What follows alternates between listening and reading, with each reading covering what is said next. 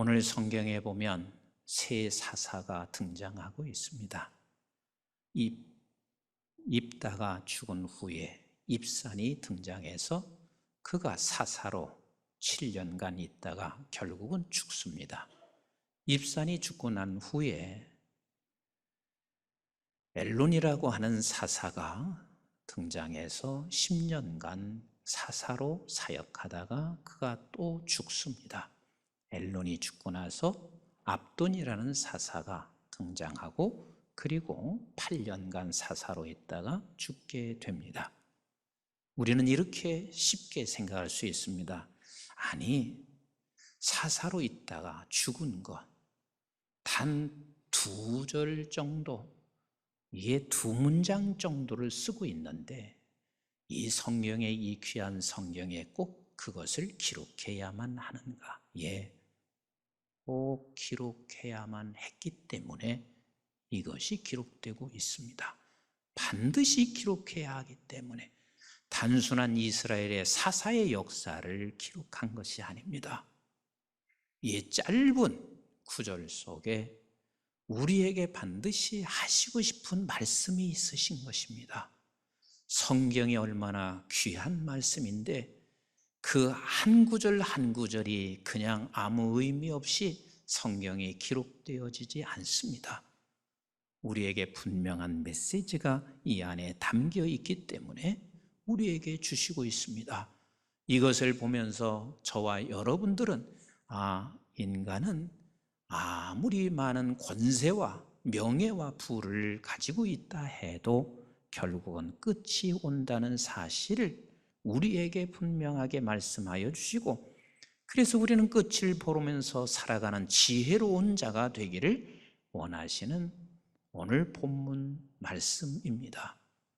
여러분, 이 세 사람이 공통된 그런 부분이 있습니다.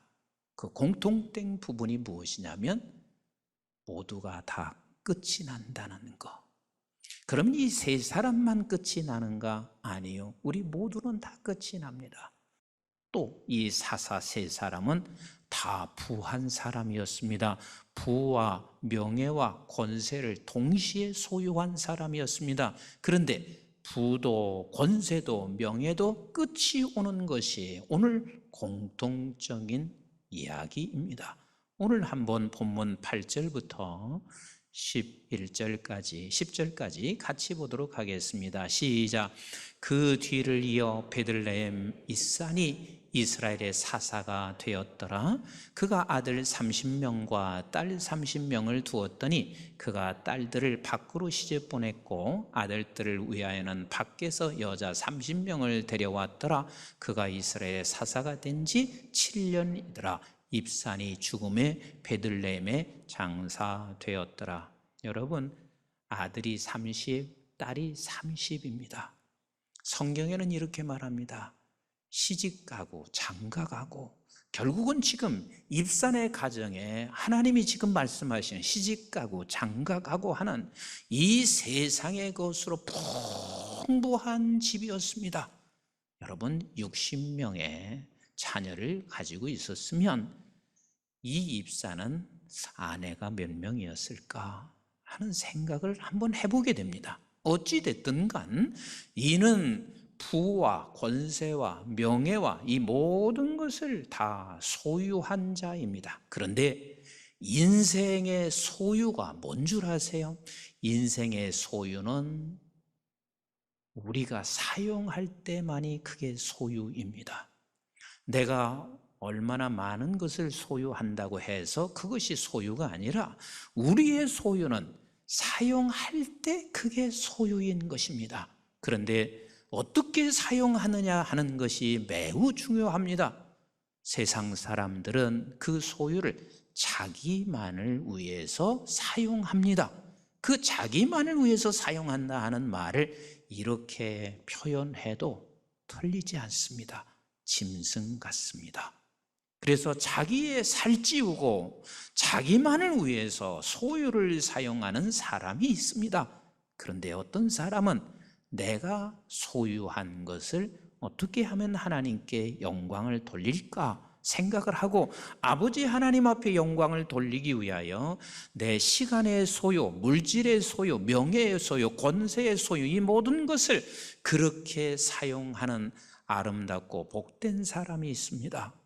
여러분, 인생의 점유라고 하는 것이, 내가 무엇을 점유했다 하는 것은 함께 공유할 때 점유인 것이지, 함께 공유하지 못하는 점유는 아무 의미가 없습니다.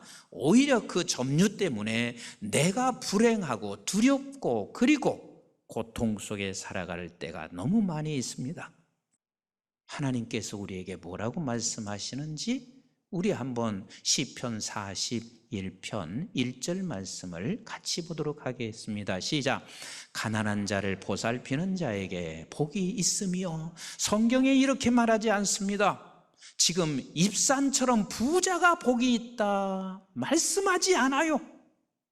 성경은 어느 곳도 부자가 복이 있다 그리 말씀하지 않아요.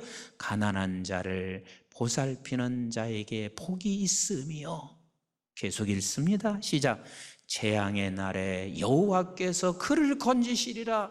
이 약속을 믿으시면 아멘. 어떠한 재앙이 우리에게 찾아올 수 있습니다. 내 개인적 재앙이 찾아올 수도 있고, 국가적인 재앙이 찾아올 수 있고, 지금 현실은 전 세계적인 재앙이 우리에게 찾아올 때 하나님은 결단코 너를 버리지 아니하고 건져주시리라 약속하시고 계세요. 그러면서 하나님께서 이렇게 너무 구체적으로 설명하시고 계세요. 잠언서 19장 17절 말씀 같이 봅니다. 시작. 가난한 자를 불쌍히 여기는 것은 여호와께 구워드리는 것이니라. 여러분, 사람에게 구워주는 것은 받을 생각하지를 마세요. 왜냐하면 그건 거의 100% 사람이 거짓말하는 게 아니라 돈이 거짓말하게 되어 있습니다. 그래서 내가 구워준 것을 혹시나 받게 되면 이렇게 생각하세요. 아, 공돈 생겼구나. 이 공돈을 어디다 쓸까? 이 생각하시라고요. 절대로 사람은 구워주면 받을 생각하지 마시라고요. 안 되게 되어 있습니다. 안 되게 되어 있습니다. 그래서 우리는 사실 성경도 말하기를 구워주지 말랬습니다. 있으면 차라리 내 믿음과 내 분량 따라 얼마 정도 드리는 거, 이게 굉장히 지혜로운 거예요. 왜? 내가 누군가 구워달라고 했을 때 내 믿음의 분량만큼 주었으면 그게 어떻게 되냐면 하나님께 구워준 것이기 되기 때문에 그렇습니다. 그럼 여러분들에게 한번 물어보겠습니다. 하나님께 구워드렸으면 하나님께서는 반드시 갚으신다, 안 갚으신다? 100% 갚아주세요. 하나님은 구워준 것을 내가 반드시 어떤 때든 받게 되어져 있습니다. 내가 내 대에 받지 못하면 자식이라도 받게 되어 있습니다. 하나님의 약속은 반드시 그 약속을 이루시는 하나님이세요. 그러면서 신명기 15장 9절에 이렇게 말씀하시고 계시거든요. 같이 봅니다. 시작. 삼가 너는 마음에 악한 생각을 품지 말라. 곧 이르기를 일곱째 해 면제년이 가까웠다 하고 내 궁핍한 형제를 악한 눈으로 바라보며.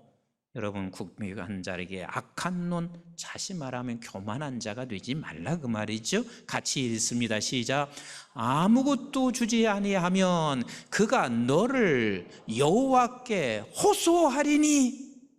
결국은 내가 가진 것으로 인하여 저가 결국은 하나님 앞에 호소하리니 그것이 뇌가 죄가 되리라.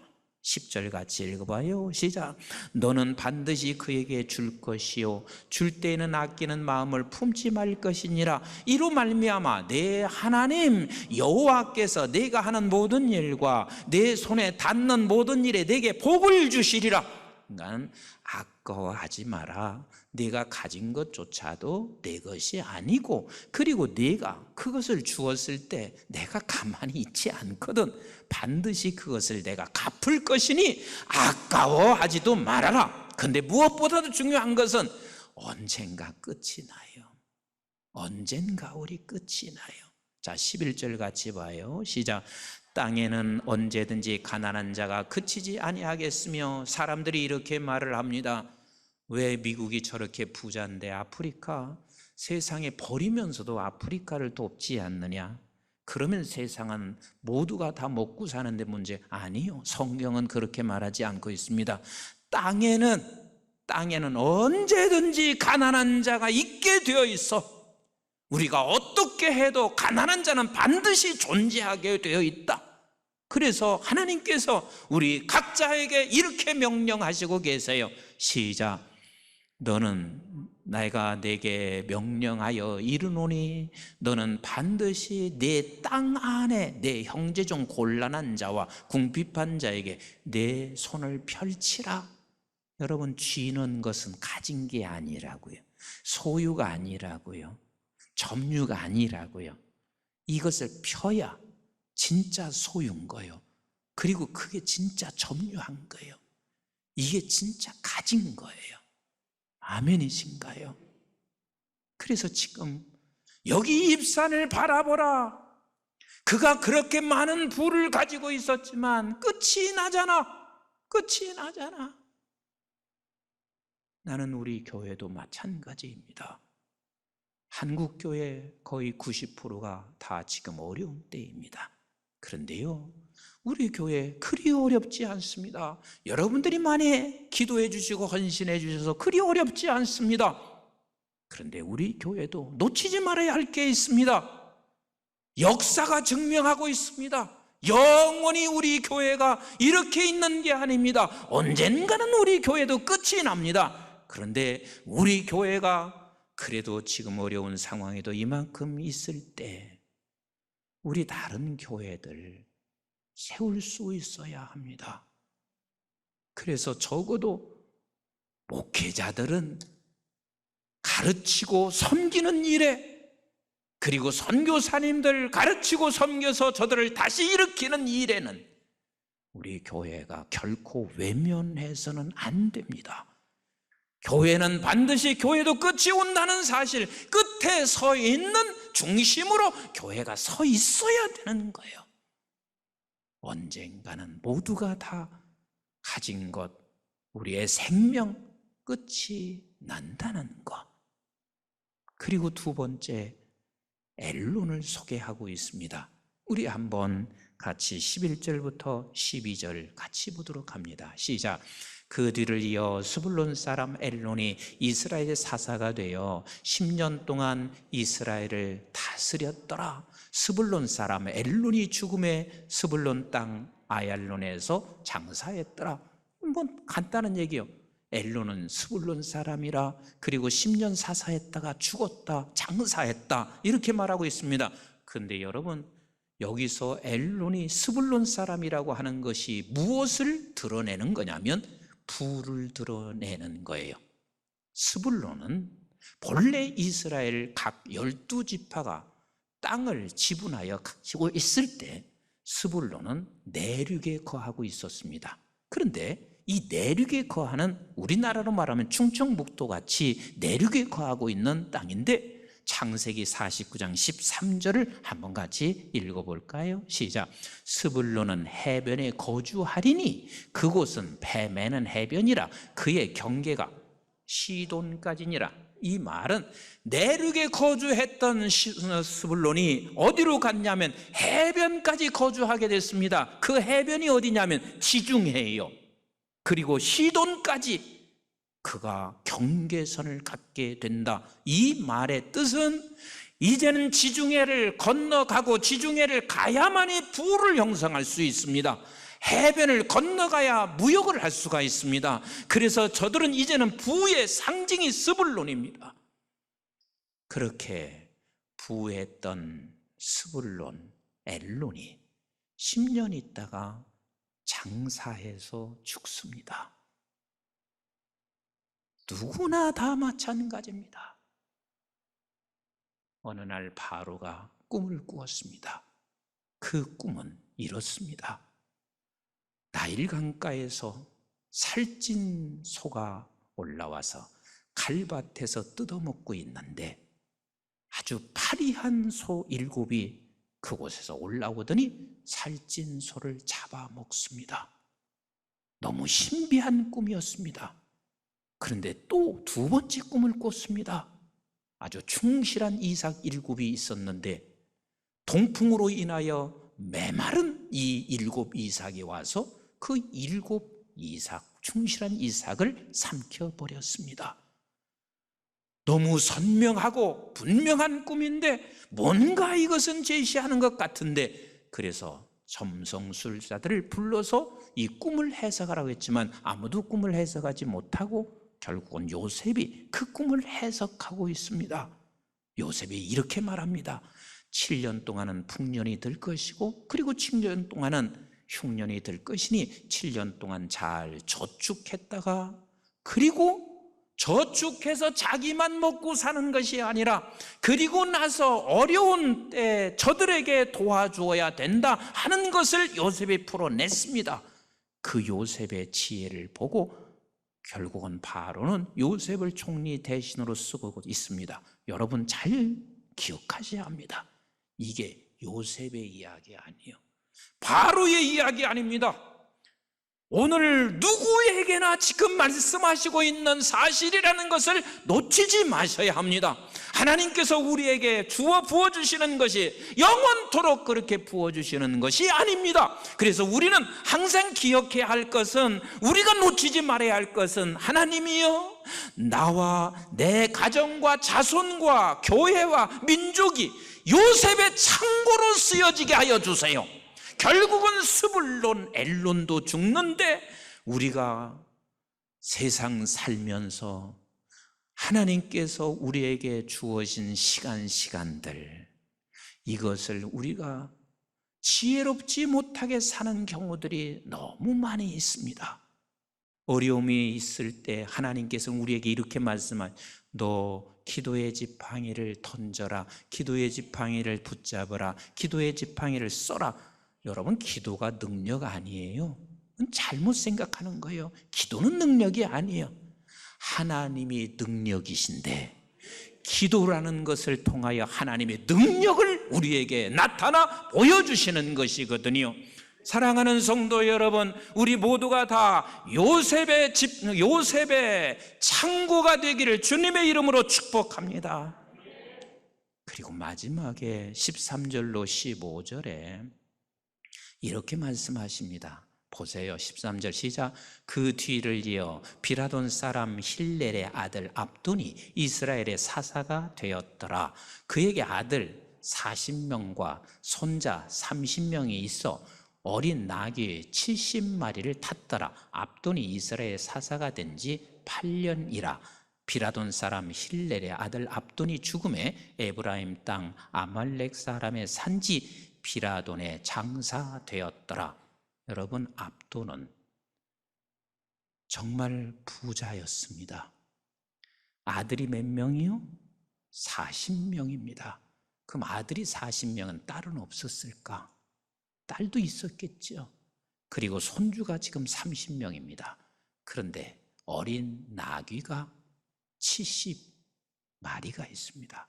이렇게 생각하시면 돼요. 지금 우리 집에 아들이 40명, 손주가 30명이 있는데 어린 나귀가 70이라면 70대의 차가 있는 거예요. 이러니까 조금 감이 오지요. 굉장한 부자예요. 굉장한 부자예요. 그런데 그 굉장한 부자도 8년 있다가 장사되어 죽었습니다. 죽어 장사 지내버리고 말았습니다. 여러분들이 이미 많이 잘 알고 있는 이야기예요. 록펠러라는 사람의 이야기인데, 록펠러가 이 꿈을 가졌습니다. 나는 백만장자가 되고 싶은 꿈이었어요. 근데 33세에 진짜 백만장자가 된 거예요. 백만장자가 되고 나니까 사람의 욕망이 끝이 없어요. 나는 이제 미국의 최대의 부자가 되고 싶은 거예요.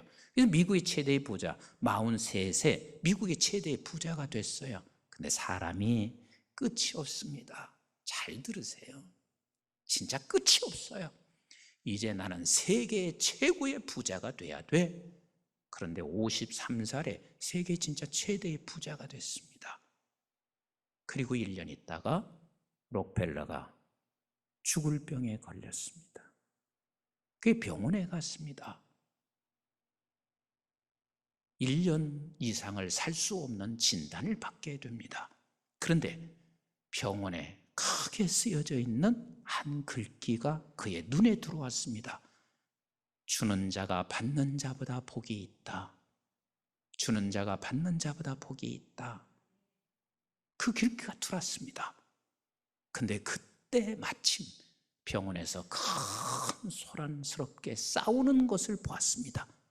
무슨 일인가 보았더니 병원비를 지불하지 못하여 그렇게 다툼이 일어나고 있었습니다. 비서를 불렀습니다.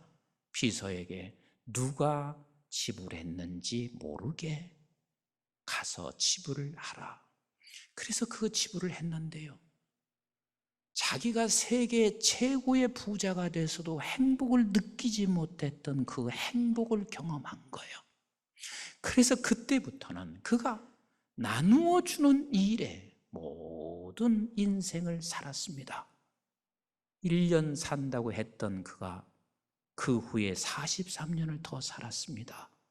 98세까지 그가 살고, 그가 한 유명한 이야기가 있습니다.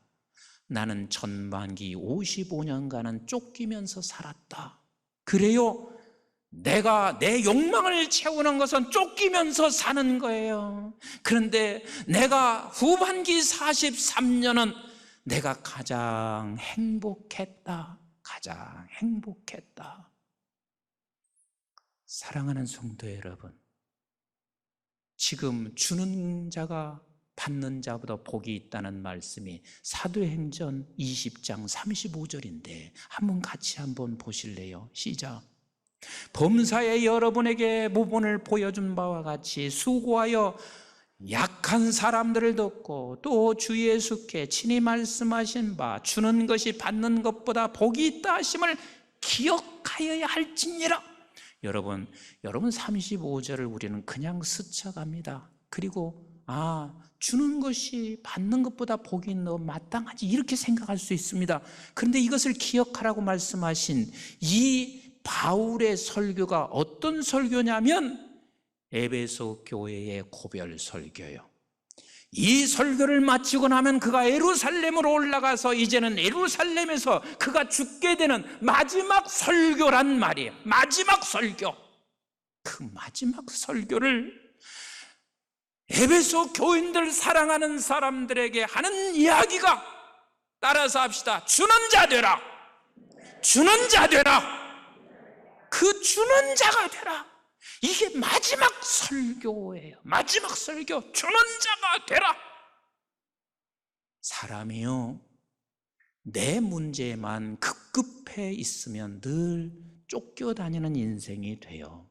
그러나 내가 있든 없든 작은 것이라도 주는 자가 되면 내 문제는 우리 하나님이 해결해 주시는 것을 여러분 믿으셔야만 합니다. 우리 하나님이 해결해 주십니다. 그래서 여러분들이 기도해야 할 것은 나는 요셉의 창구가 되기를 기도하셔야 됩니다. 우리가 그냥 하나님이여 나에게 지금 너무 어려워요, 어려우니까 이거 해결해 주세요, 좀 더 부를 갖기를 위하여 기도하는 게 아니라 요셉의 창구가 되게 해주세요. 나누고 싶어서, 주고 싶어서. 이것이 바울이 에베소 교회를 향한 마지막 부탁이고 그걸 꼭 기억하라 그랬더니 36절을 한번 보세요. 시작. 이 말을 한 후 무릎을 꿇고 이 모든 사람과 함께 기도했다. 여러분 오늘 말씀을 듣고 여러분 무릎 꿇고 함께 기도하시기를 주님의 이름으로 축복합니다. 이 에베소 교회가 지금 이 말을 듣고 하나님 앞에 함께 기도한 것처럼 우리 역시 아버지 하나님, 지금은 내 자신만을 위해서 지금까지 기도했습니다. 주여 불쌍히 여겨주시고 요셉의 창구가 되게 하여 주세요. 우리가 그렇게 기도해야 내 자식들 삽니다. 내 자식들요, 아무리 많은 걸 소유해도 빈곤하게 살 것입니다. 왠 줄 아세요? 자기밖에 모르는 이기적인 사람에게는 세상을 다 던져 주어도 가난할 수밖에 없어요. 빈곤할 수밖에 없어요. 하나님이 요셉의 창고가 돼서 인류를 사랑할 수 있도록 쓰임받게 하시고, 그리고 이 나라를 위하여 쓰임받게 하시고 하나님 사랑을 위하여 쓰임받는 내가, 그리고 나의 자손, 우리 교회와 민족 되게 하옵소서. 이 기도 함께 하시기를 주의 이름으로 축복합니다.